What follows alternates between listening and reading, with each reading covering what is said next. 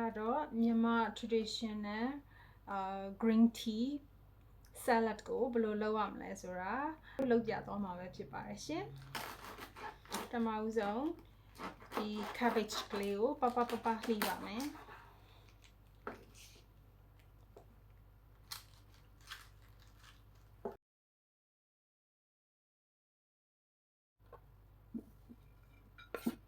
ပြီးရင်ခင်းကျင်လေး၅လုံးကိုလည်းလှိမ့်ပါမယ်ခင်းကျင်လေးကတော့ကိုကြိုက်တဲ့နေစားရှင်းရင်လည်းကြီးသလိုသေးရင်လည်းသေးသလိုကိုကြိုက်သလိုအသုံးပြုနိုင်ပါတယ်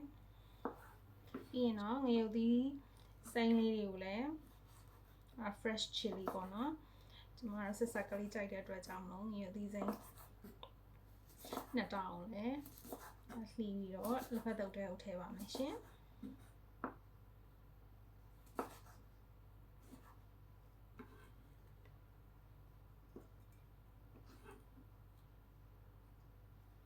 တမယာသီးလေးညှစ်ပြီးတော့စားတတ်ပါတယ်တမယာကြီးလည်းကြိုက်တဲ့အတွက်ကြောင့်မလို့တမယာသီးလေးကိုလည်းဒါသေးလေးတစ်စိပ်လှီးပြီးတော့ထည့်ပါမယ်ရှင်ဒါကတော့ကျွန်မအမပြီးခဲ့တဲ့အပတ်ကမြန်မာနိုင်ငံနေပြီးတော့ပို့ပေးလိုက်တဲ့လက်ဖက်အညွန့်လေးတွေပါရှင်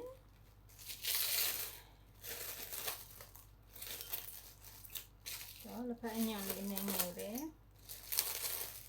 ထည့်ပါမယ်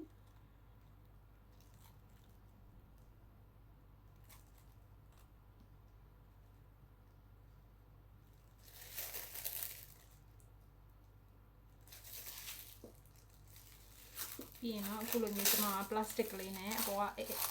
ကကာဗာလုပ်ပြီးတော့ရေခဲတစ်တာထဲမှာကြာရှည်ခံပိန်းထားမှာဖြစ်ပါတယ်ဒါကကျွန်မဒါပို့ပေးလိုက်တဲ့နှစ်ပြန်ကြောပါဒါက mixed beans ပေါ့နော် variety of the beans mixed together fried mixed bean ပေါ့နော် everything already been fried အားလုံးကြော်ပြီးသားတွေပါအဲ့ဒီထဲမှာနှမ်းလည်းပါပါတယ်မြေပဲလည်းပါပါတယ်မြန်မာလိုဆိုရင်တော့နှစ်ပြန်ကြော်လို့ခေါ်ပါတယ်ရှင်နှစ်ပြန်ကြော်လေးလည်းထည့်ပါမယ်ပြီးရင်ကျွန်မဒီလုံအောင်အဲ့လိုမျိုးလေးလုပ်ပြီးတဲ့အခါကျတော့အပေါ်ကနေပြီးတော့ plastic လေးနဲ့အုပ်ပြီးတော့လေလုံအောင်ထားပါမယ်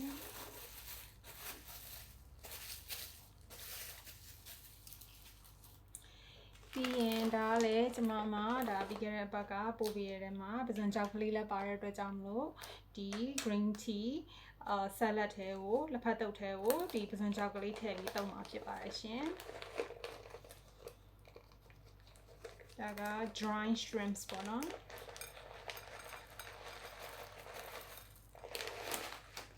Okay, that's enough. ဒီအခါမှာတော့လေလုံအောင်လိုမျိုးလေးပိတ်ထားပြီးတော့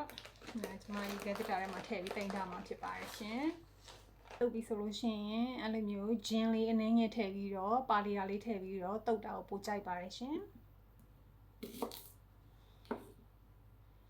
ဂျင်းထဲတဲ့အတွက်ကြောင့်မလို့လူအောင်ကိုခံအားကိုပို့ပြီးတော့တန်ဆွမ်းစေပါတယ်ကျန်းမာစေပါတယ်နောက်ပြီးအခါကျတော့ဒီဆောင်းတွင်းဖြစ်တဲ့အတွက်ကြောင့်မလို့ဒီ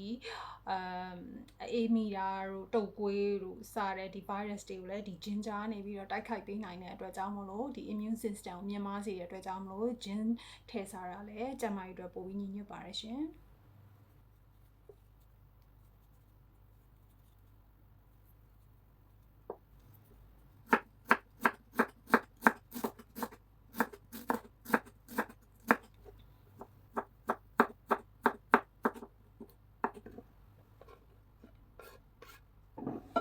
ငါးမြားရည်လေးထည့်ပါမယ်ရှင်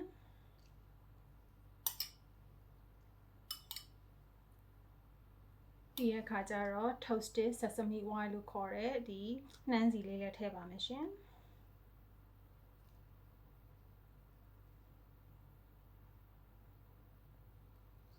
ဒီအခါကျတော့တမယာရည်လေးညှစ်ပါမယ်ဒီအခါမှာတော့ခုလိုလက်ဖက်ကိုအကုန်လုံးကိုနှမ်းဆက်အောင်နဲ့ဖက်ပြီးတော့စားလို့ရပါပြီနော် ဒီမှာကတော့လက်ဖက်စားရင်အချိုမုံမထည့်ဘူး။ဘာဖြစ်လို့လဲဆိုတော့အချိုမုံကကျန်းမာရေးနဲ့မညီညွတ်ဘူး။အဲ့အတွက်ကြောင့်မလို့ချိုမုံစားမဲ့အစားများများရေးထည့်တယ်။ချိုမုံစားမဲ့အစားပစွန်ကြောက်ကလေးကိုများများသုံးပါတယ်။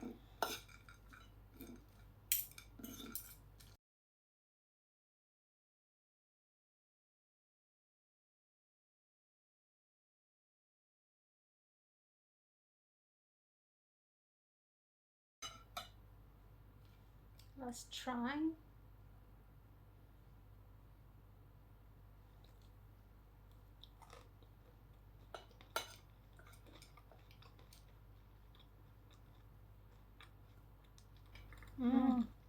Really nice and delicious. Sour, spicy,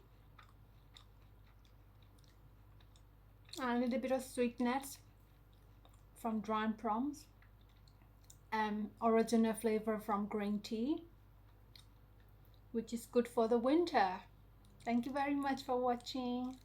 I hope you enjoy it. See you in the next video. Bye.